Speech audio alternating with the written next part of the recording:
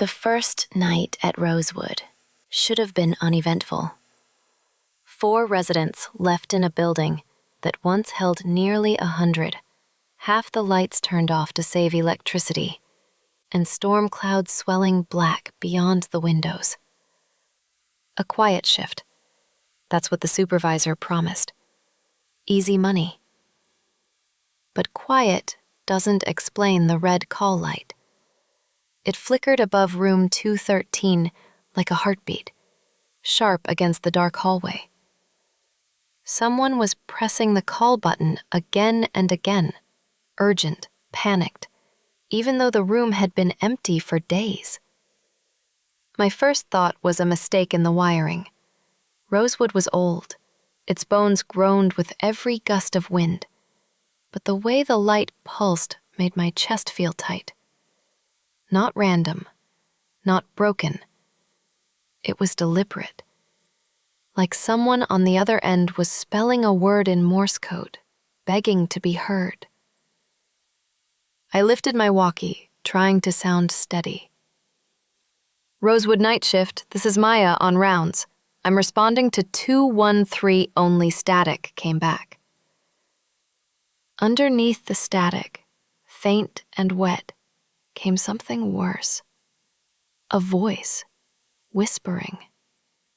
I couldn't make out the words at first, but when I held my breath, the message slid through. Don't look at them. I swallowed and pushed the door open. The smell hit first. Bleach over dust. A room cleaned too quickly after a life had been carried away. The bed was made, sheets crisp and untouched. The bathroom door gaped open. The chair alarm sat unplugged on the seat like a warning someone had chosen to ignore. And there on the floor by the bed, the call bell cord lay tangled, button flashing in my palm when I picked it up. It was impossible. No one was here to press it. I told myself I'd clear the light and move on, just like the supervisor said. But when I turned back into the hallway, I froze. The corridor was lined with wheelchairs, not pushed there by staff, not neatly parked, but scattered at angles, every single one facing me. And though they were empty, I could feel them. The weight of presence. The slow, patient gaze of people who weren't supposed to be here anymore. A storm grumbled against the windows, rattling them in their frames. The fluorescent tubes above me hummed once, then died, plunging the hall into shadow. And in the strobing red light of room 213, I understood. This wasn't going to be a quiet shift. This was survival. I took the job because night shifts paid more, and Rosewood was the only place hiring. A nursing home at the end of its life, 3 floors of brick and mildew. Most residents already shipped out to newer facilities. What was left behind felt abandoned. The building was still alive, technically, but you could tell it didn't want to be. The front doors buzzed me in with a reluctant groan. Inside, the reception desk sat empty, a single fluorescent tube sputtering overhead. The lobby was decorated with faded watercolor paintings, boats in fog, flowers that had long since lost their color. Someone had peeled away the gold letters from the wall so that instead of "Welcome to Rosewood Care and Rehabilitation," it only read, "Rosewood. No care. No welcome." The night supervisor, Denise, gave me my orientation in a break room that smelled of burnt coffee. She was tired and blunt, her eyes already half on the morning. "You'll be up on 3rd floor, West Wing. 4 residents left. Keep them in bed, do your rounds, and chart as you go. The place makes noises. Don't overthink them. If a call light goes off in an empty room, clear it and move on." "Empty room?" I asked. She glanced at me, then shrugged. "This building is older than you. Sometimes it remembers things. Just clear it." That was the training. 10 minutes. A cracked mug of coffee shoved into my hand, and a ring of keys clipped to my belt. The security guard, Rick, buzzed me through the stairwell door. He was middle-aged, heavy-set, with rain still dripping from his jacket. "Graveyard shift, huh?" he said with a grin missing a tooth. "Yeah, just temporary," I muttered. "They all say that. Listen, don't fight the dementia ward doors if they don't want to open. Sometimes they stick." He winked, but there was no humor in it. The elevator shuddered as it carried me to the 3rd floor. When the door slid open, the smell of disinfectant hit me, sweet and chemical, a perfume that couldn't cover the sour note of mildew beneath it. The hallway stretched long and dim, most of the light bulbs missing, or deliberately unscrewed to save power. Nameplates had been stripped from most of the doors, leaving pale rectangles on the wood. Only 4 names remained: Alvarez, Park, Devlin, Klein. Those were mine for the night. My whole world until sunrise. Mr. Alvarez, room 301. An oxygen machine hissed steadily at his bedside, keeping time with his labored breathing. The old man slept with his mouth open, his chest rising and falling with the rhythm of a distant sawmill. The glow from the machine cast his face in ghostly green. Miss Park, room 305. She lay curled on her side, rosary clutched in her thin hands. The beads were worn smooth with decades of use. Her eyes opened when I checked on her, sharp and too alert for someone her age. "You're new," she whispered. "First night," I admitted. Her gaze didn't leave mine. "When you hear the bell, don't let her ring it twice." I asked what she meant, but she only closed her eyes again and began to whisper a prayer. "Ms. Devlin, room 307. She sat upright in bed, staring at a dead television screen. Her hair was white and frizzy, haloed in the dark. She didn't even blink when I stepped inside. "You shouldn't be here on a Thursday," she said. "Why not?" "They walk the halls on Thursdays." I tried to smile, to pretend her words didn't sink ice into my stomach. "Who does?" "The ones that don't know they died." She finally turned her head, her pale eyes fixing on me. "Don't look at them. If you do, they'll take you for rounds." Mr. Klein, room 312. He had taped a note to his wall in shaky handwriting. "If my wife calls, tell her I'm going home at dawn." He was asleep when I entered, mouth turned up in a faint smile, as if dreaming of that promise. By the time I finished my first round, the storm outside had swollen thick enough to swallow my phone signal. Rain lashed against the windows, thunder rumbling deep in the belly of the sky. I walked back toward the nurse's station, trying to shake off the residents' warnings. That's when the intercom hissed alive. No page, no announcement, just the sharp tone and then a whisper of static, like someone breathing into the line. And then, from the corner of my eye, I saw it. A red light blinking at the end of the hall. Room 213. The room from earlier. The one that wasn't supposed to have anyone inside.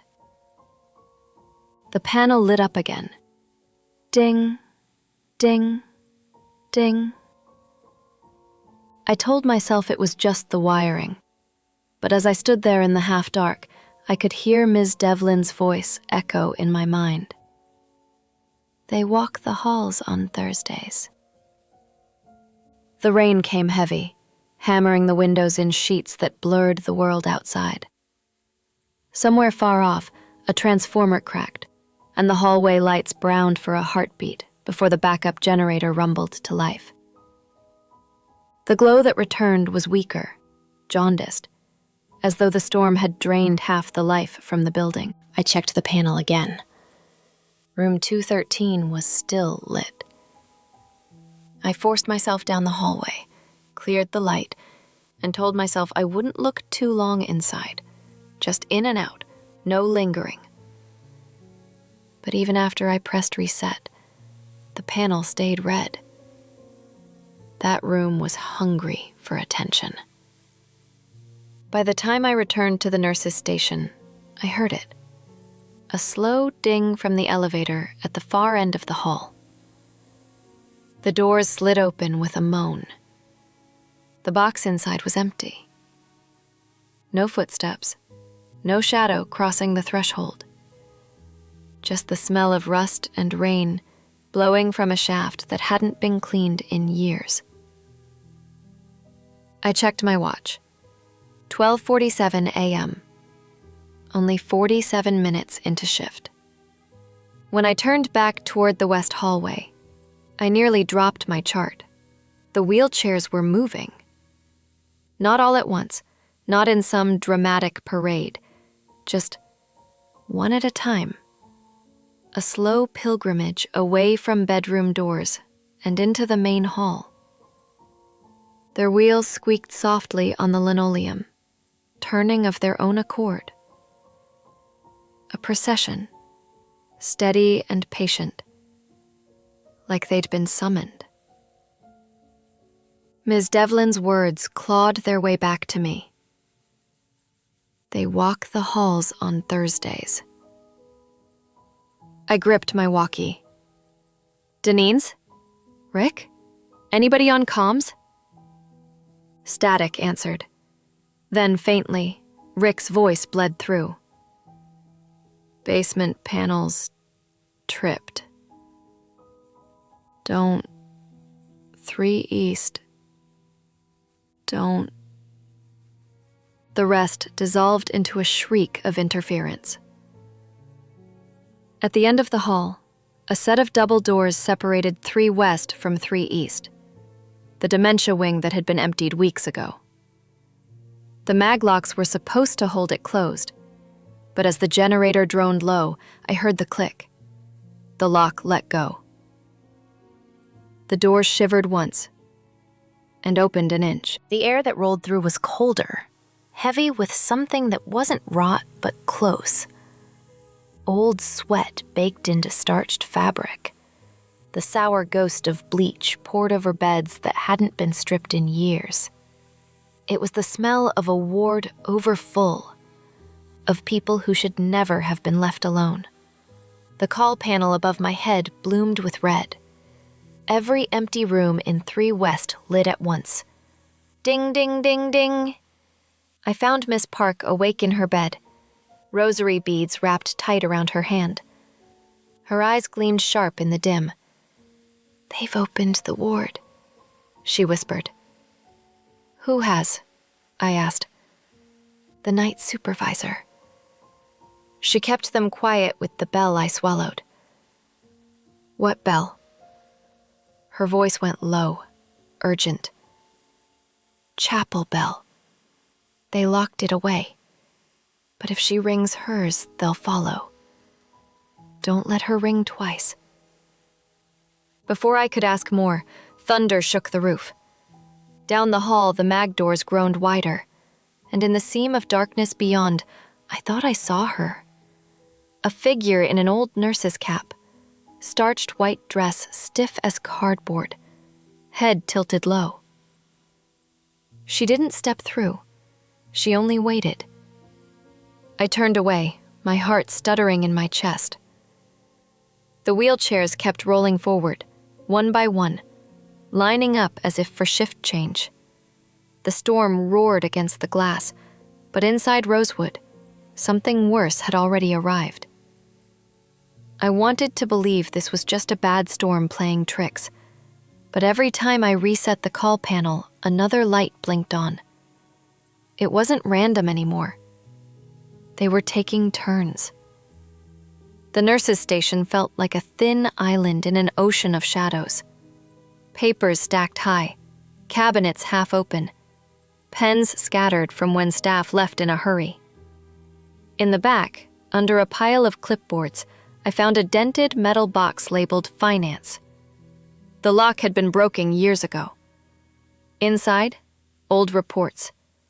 Thin paper with purple ink, the kind that smears when it ages. The first one I pulled read, October 13th, 1987.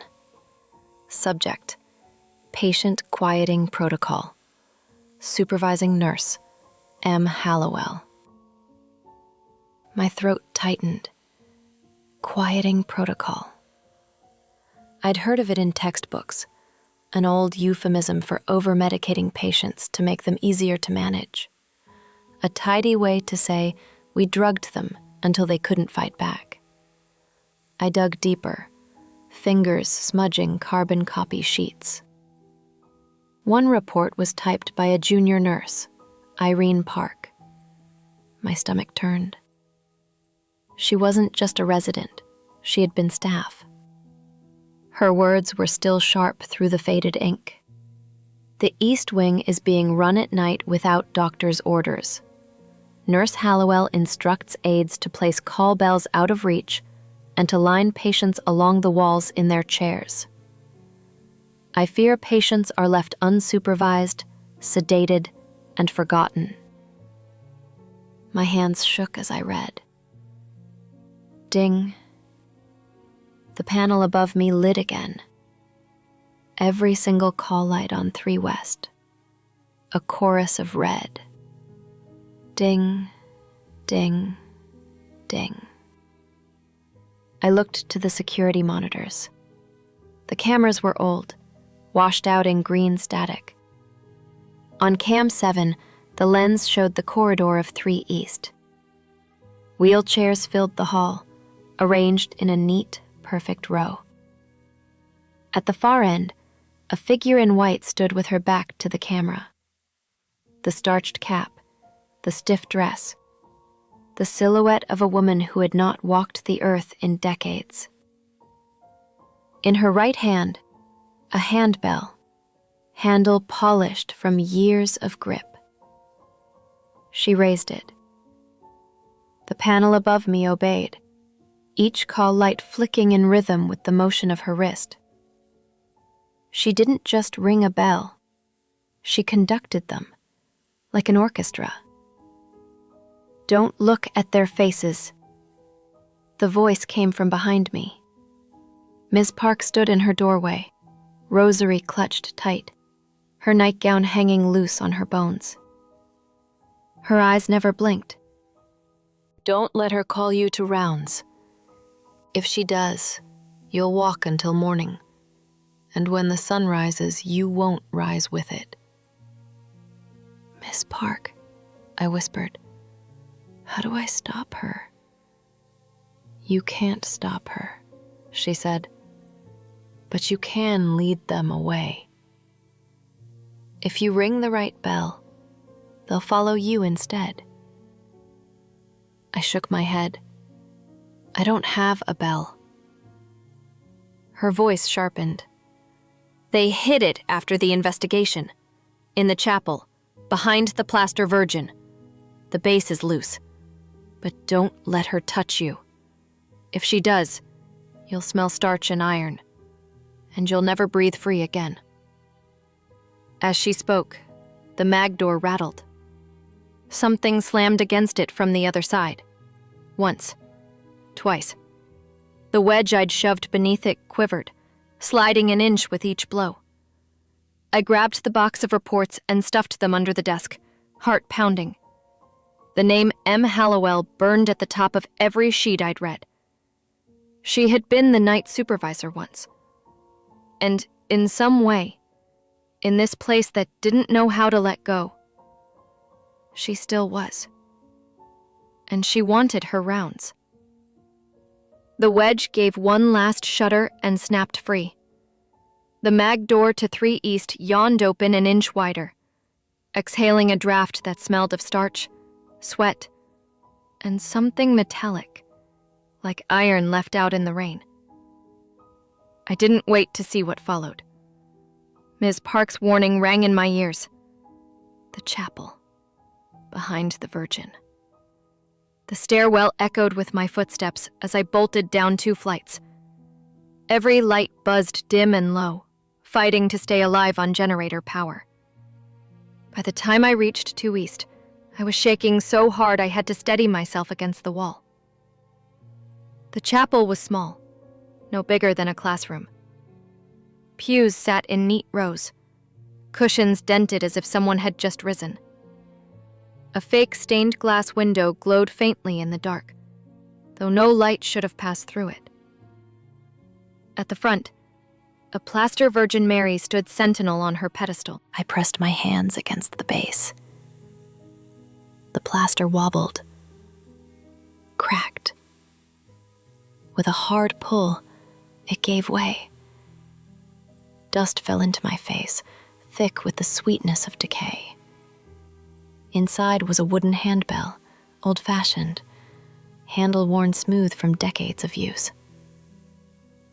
The moment my fingers closed around it, the air shifted. Something sat up in the pews. I hadn't heard footsteps, hadn't seen shadows, but the pews sagged, as though invisible bodies leaned forward. The aisle filled with walkers and canes that had no owners. My throat clenched. The chapel door creaked. Rick, the security guard, stumbled inside, rain dripping from his beard. His flashlight beam jittered across the walls. "Power panels fried," he muttered, then froze when he saw me clutching the bell. His eyes widened. "You found it." Before I could answer, the sound came. Ding! Not mine. Hers. Far away, down 3 East, Nurse Hallowell rang her own bell. The air vibrated with its deep, resonant chime. It rolled through the building like a tide. The wheelchairs heard it. I didn't need to see them. I could feel them moving above us, turning in formation, rolling into the hall. "They'll come," Rick whispered. His voice was thick with dread. "She's calling rounds." "I won't let her." I raised the handbell.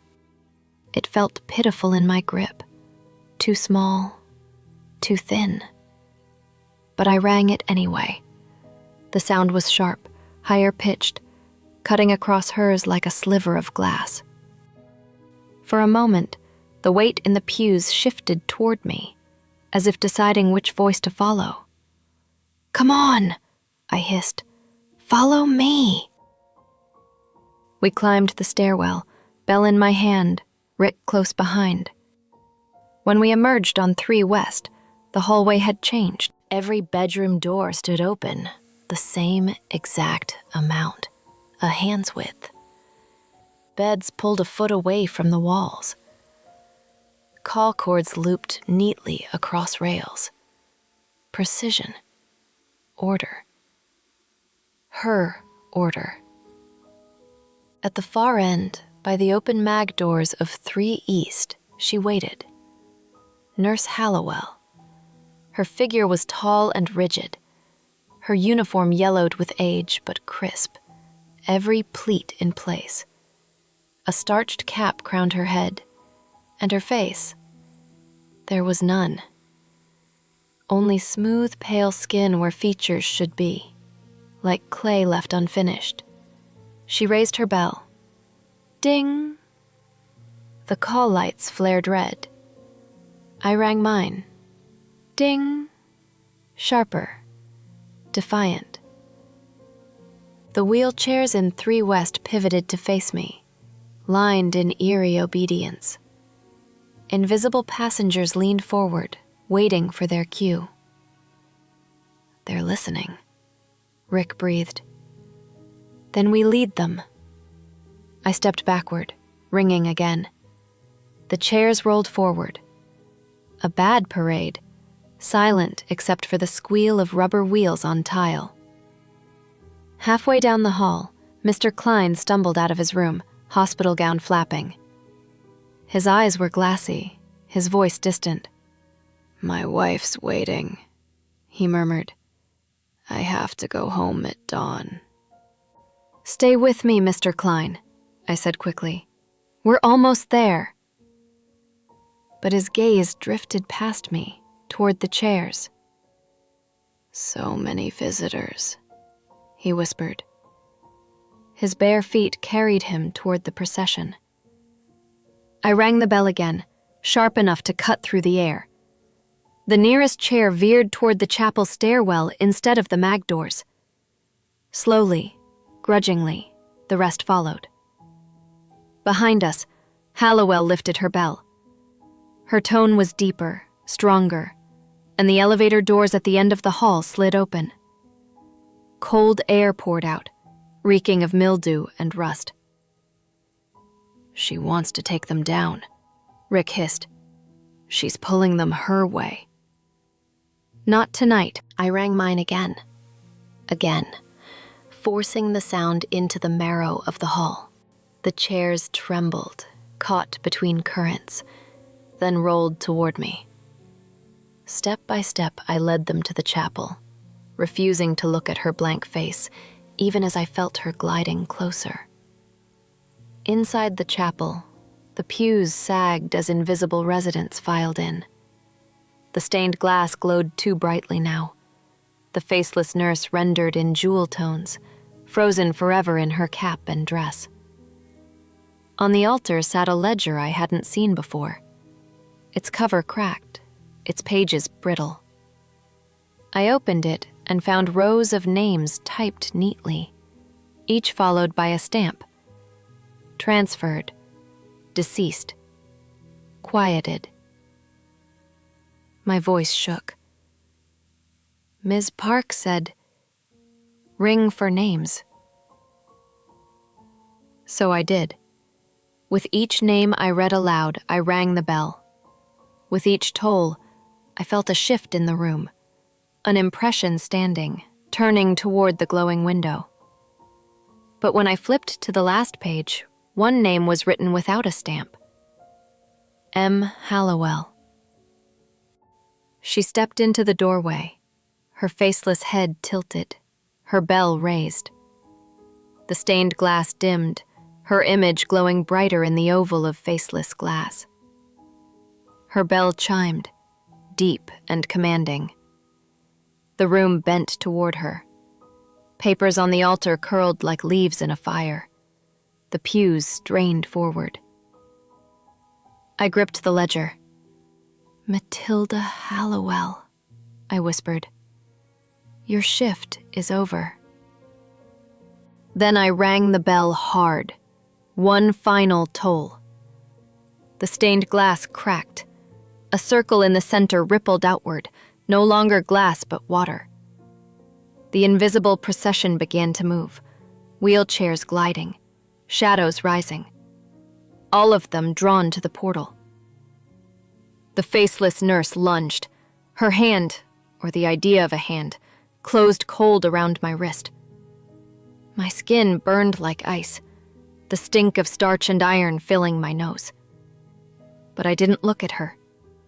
I looked at the ledger, at her name, and I rang her out of Rosewood. The portal flared white. She reeled back, her faceless oval cracking like porcelain. For the first time, the bell slipped from her grasp and shattered soundlessly against the floor.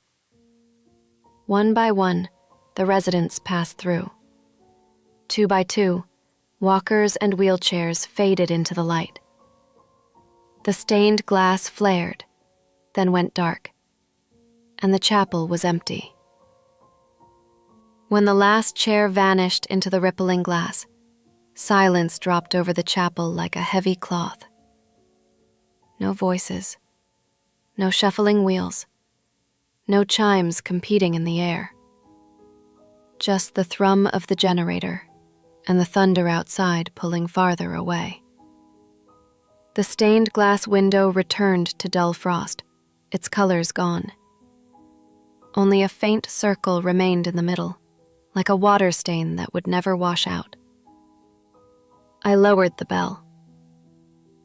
My wrist still burned where she had touched me, the skin pale and raw as if frostbitten. Rick's flashlight beam swept across the room, landing on empty pews. His chest rose and fell like he'd run a marathon. "They're gone," he whispered. "Please tell me they're gone." "They're gone," I said, though my voice cracked on the words. We hurried to 3 West. The mag doors were closed again, sealed tight, no wedge needed. The hall looked ordinary now. Too ordinary. Mr. Alvarez snored softly in his bed, oxygen hissing steady. Ms. Devlin had finally closed her eyes, sleep smoothing the lines of terror from her face. And Mr. Klein sat awake, staring at the pale glow through his blinds. His note had changed. A new line scratched beneath the first in his shaky hand. "If my wife calls, tell her I went home at dawn." I didn't touch it. The call panel was quiet at last. No phantom lights, no endless chorus of bells. Just the faint tick of the hallway clock and the whisper of storm water in the gutters outside. By 6 a.m., the generator sighed and cut off as power returned. Fluorescent lights buzzed brighter, too harsh after hours of dimness. Denise arrived just after sunrise, shrugging off her coat, carrying 2 styrofoam cups of coffee. She looked me up and down, taking in my sweat, my trembling hands, and the band around my wrist. "Rough night?" she asked casually. "You could say that." She gave a little shrug. "Buildings don't like endings. Rosewood's been here too long. Sometimes it puts up a fight." She slid 1 cup toward me. "Drink, you'll get used to it." I didn't drink. Rick gave me a tired nod and muttered something about breakfast at Mickey's. He wanted real food that hadn't touched hospital walls. I checked on Ms. Park last. Her bed was empty. The covers folded back neatly, slippers aligned under the chair. On her bedside table, her rosary lay coiled, like a snake at rest. The chart on her door bore a new signature. Ink still fresh, neat and deliberate. Irene Park, RN. She had signed herself out. I stood there a long time, the hall silent around me, until the clock ticked 7. As I gathered my things at the nurse's station, I glanced down the hall. Room 213, the same room that had started it all. The red call light blinked once. Ping twice. Ping, ping. Then it went dark. I left Rosewood a week later. The facility was shuttered, windows dark, doors chained. The chapel window had been replaced with plain frosted glass, but the circle in the middle still bulged faintly, like the glass remembered being a door. On my last walk-through, I set the ledger on the altar and the handbell beside it. Not for them, for us, the ones left to carry their weight. Outside, morning birds sang, loud with ordinary joy. For the first time in days, I wanted to believe the nightmare was finished. But every so often, when I close my eyes, I hear it again. The faintest ping of a call light. And I remember Miss Devlin's warning. Don't look at them, because some rounds never end. If you've made it this far, thank you for braving the halls of Rosewood with me. Haunted nursing homes don't usually make it into horror stories, but maybe that's because no one survives long enough to tell them. What do you think? Was Maya truly free when dawn came? Or did Nurse Hallowell just give her a little more rope? And what about Miss Park? Was she guiding from the other side the whole time? Or did she finally earn her rest? I'd love to hear your thoughts down in the comments. If you enjoyed this tale, please like, share, and subscribe to Campfire Horror Stories. It might not seem like much, but every click keeps this channel alive, keeps these stories coming, and helps our little campfire grow. Until next time, keep your light close, your rounds short.